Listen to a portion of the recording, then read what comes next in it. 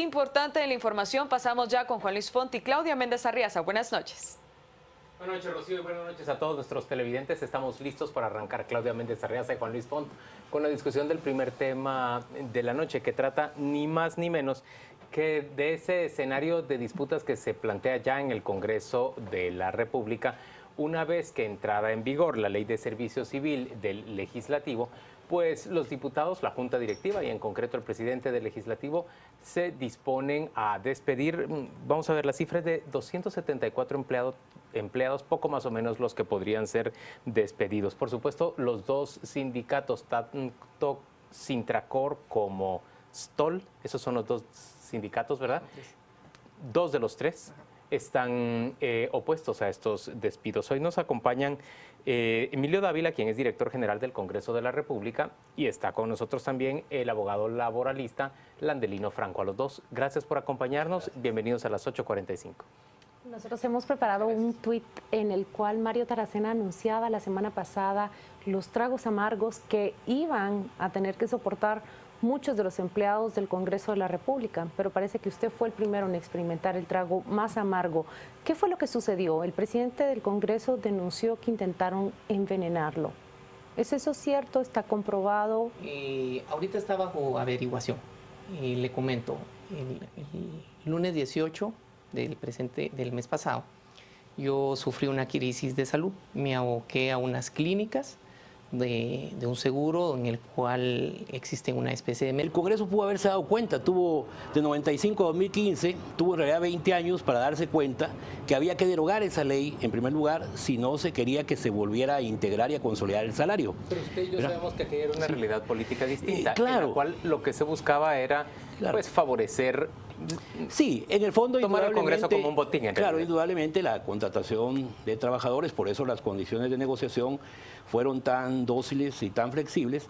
También el interés era de permitir que se contrataran una serie de empleados que eran, pues, por supuesto, amigos, me imagino yo, parientes de los diputados, y entonces ellos gozaban también de todas esas medidas económicas. Ahora el tema aquí es que habían otros mecanismos que el Congreso no ubicó, con el que pudo haber resuelto ese problema sin necesidad de decretar una ley que, desde mi particular punto de vista, puede ser un precedente tenebroso para Guatemala, porque no podemos medir con la misma vara nosotros a todos los trabajadores. En suma, usted ve venir problemas para el Congreso, que prosperen problemas para el Congreso y problemas para todo el movimiento sindical, porque ya hay otros casos en donde si eso funciona, entonces el Congreso va a hacer salvavidas y va a empezar a decretar leyes para anular un montón de pactos. Esa es la mentalidad de mucha gente, pero eso no va a operar. Pero cuando nosotros escuchamos a los laboralistas acá, prácticamente llegamos a una conclusión. Trabajadores, quiero aprovechar ese mensaje de Tuiteros por Guatemala que dicen la salida por ese retiro voluntario parece la más digna, evitarse de serios problemas. Ahora, ¿qué cantidad estipula el Congreso? Erogar. Si son 50, si son 100, si son 200 empleados. Pues tendríamos que hacer las modificaciones presupuestarias que sean necesarias. El Congreso no ha logrado evaluar realmente cuánto personal se va a acoger ese plan. Si fueran 300 personas, dependiendo a los ingresos que al día de hoy estén devengando, sería la cantidad económica que tendríamos que programar para poder pagar esas prestaciones. Ahora usted nos dice que el Congreso cuenta con los fondos para responder, así sean 300 o 400 empleados los que decidan retirarse voluntariamente. Esperamos que sí tenemos los recursos. Licenciado Franco, cuando usted escucha el argumento de que un empleado gana demasiado como motivo para despedirlo, ¿qué piensa? Pues desafortunadamente pienso que no es acorde con la legalidad. Lo que ocurre es que tendríamos que revisar los antecedentes a partir de cuando esos salarios empezaron a crecer. Yo siempre he insistido que hemos optado por satanizar a los sindicatos y a los trabajadores, pero no hablamos nada de lo que permitieron los empleadores. En todos esos procesos hubo comisiones negociadoras. Fíjese que en algunos ni hubo comisiones negociadoras, sino fueron las juntas directivas durante todo el periodo, por ejemplo, de Ríos Montt. Y antes se ve que las juntas directivas venían dictando acuerdos donde incrementaban el salario.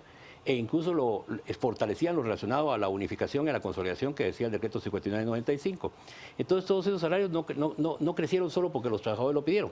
Además, en el proceso de negociación, a mi empleador, los sindicatos me pueden pedir lo que quieran. El debate ha sido unilateral porque ellos ni siquiera se sienten con la obligación de dar la cara ante los medios. ¿Por y qué? decir, ¿Por qué se sienten porque que no no pasa tienen que nada, responder? porque no pasa nada y eso Diputado, es lo que ¿y usted si indigna. lo cita al Congreso, llegan? Deben llegar, están deben obligados. llegar, pero por ejemplo, yo cité la semana pasada al Comité Olímpico Guatemalteco y lamentablemente el presidente estaba fuera, el presidente del Comité Olímpico estaba fuera en una actividad. Esta con semana nos migrantes. dijo que, este día nos dijo que no podía venir. Sí, Vive y él, afuera. sí, y estaba en esa Viaja actividad una vez fuera. al mes. Entonces, llegan, digamos, nosotros presentamos las denuncias, lo hicimos en las Olimpiadas pasadas, detallamos todos los abusos que se realizaron, lo presentamos, pero al final resulta que tiene que llegar a Contraloría y en Contraloría hay un problema, que todo lo que están haciendo, digamos, es legal, pero es inmoral, pero es legal. Comprar la maleta es legal, lo hicieron respetando la ley de contrataciones del Estado. El problema es que es inmoral y no es ético. ¿Cómo es posible que el Comité Olímpico le provea de los maletines o las maletas con las cuales van a viajar los miembros, las autoridades? Ajá, pero es que, bueno, son las maletas que es indignante, o sea, y es un mensaje de coherencia. Yo lo que siento es que el dirigente deportivo pierde el contexto de que los fondos que utiliza son fondos públicos, tan públicos como los de cualquier ministerio, y que está sujeto a ser fiscalizado tanto o más que cualquier ministerio. ¿Y por qué pierden esa convicción? No lo sé, porque creen que, como según la ley, se supone que ellos son dirigentes ad honorem, pero al final los beneficios que obtienen en viáticos y demás se constituyen en un sueldo. También existe una ¿Verdad? impunidad. Quiero regresar este debate y esta discusión a julio del 2015, cuando se celebraba Toronto 2015. La relación entonces era que los atletas viajaban con 40 dólares versus 300 que eran asignados a los directivos. En aquel entonces se prometió y se firmaron pactos y además un compromiso de revisar esas tablas. Pero tal parece que para Río 2016 nada ha cambiado. ¿Cuál es la relación ahora del directivo y el atleta? ¿Sabe qué pasa? Que ahorita nos están vendiendo de que nos hicieron el favor de llevar solo 240 dólares de gastos de bolsillo. Yo le cuento, y Gaby lo sabe muy bien,